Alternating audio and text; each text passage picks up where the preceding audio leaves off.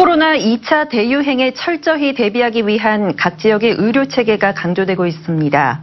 특히 코로나 외의 다른 응급이나 중증 환자를 위한 의료 체계에 대한 계획도 무엇보다 중요합니다. 양관희 기자가 점검했습니다.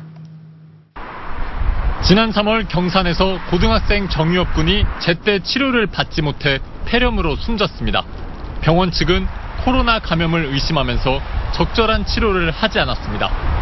정부는 정부 조사에서 코로나에 감염되지 않은 것으로 판정받았습니다.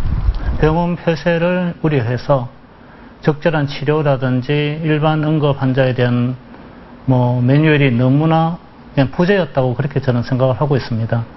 코로나19 확진 결과를 기다리다 보니까 그런 어떤 골든타임의 시간을 다 놓쳐버린 거죠. 정부는 코로나 사태가 없었으면 숨지지 않을 수 있었습니다. 코로나 감염 환자가 아닌데도 코로나 탓에 마비된 의료체계 때문에 숨진 이른바 초과 사망자입니다. 서울대병원 보건의료사업단은 지난 3월 코로나가 창궐했을 때 대구에서 정궁 같은 초과 사망자가 187명에 달한다는 연구 결과를 내놓기도 했습니다.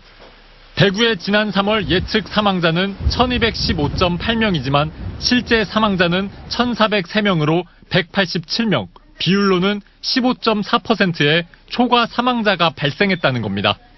응급 환자나 중환자실 같은 경우는 이 코로나19로 인한 이런 유행 때문에 코로나 환자가 아닌 분들이 이제 좀 진료에 좀 부정적인 영향을 받을 수도 있고 때로는 이제 심각한 사례들도 나타날 수 있고 이렇다고 보고 있습니다.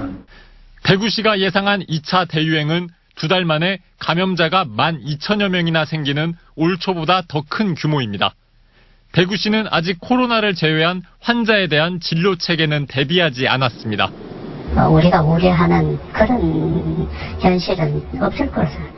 그리고 또 그런 환자가 있으면은 125개 우리 병원급 이상 의료기관들 있고 우리 지역은 전문가들은 코로나19 사태 계획을 짤 땐 코로나 외에 다른 응급 중증 질환 치료 계획도 세워야 의료 대란을 막을 수 있다고 말합니다. 일반 환자만 받는 안심병원에도 적어도 격리실 1개는 마련해 코로나 의심 환자에 대한 초기 응급 진료가 가능하도록 하는 등의 세부 지침이 필요하다는 겁니다. 감염병 사태 때 의료 공백을 메울 수 있게 이번 기회에 공공병원을 하나 더 만들어야 한다는 주장도 나옵니다. 공공병원이 하나밖에 없다 보니까 공공병원을 주로 이용하는 우리 사회 취약계층, 저소득층이 이런 감염병이 확산될 때 갈 수 있는 병원이 마땅치 않거든요. 감염병 확산 때는 이렇게 감염병 전담병원의 역할을 할 수 있었으면 좋겠습니다. 대구시의 2차 대유행 대비 계획이 보완돼야 제2의 정유엽군 같은 초과 사망자를 막을 수 있다는 지적입니다. 유입 같은 경우가 또다시 발생하게 된다면은 그거는 겪어보지 않은 사람들은요, 말로서는 자식을 가슴에 묻는다 이렇게 이야기하지만은 글쎄요, 진짜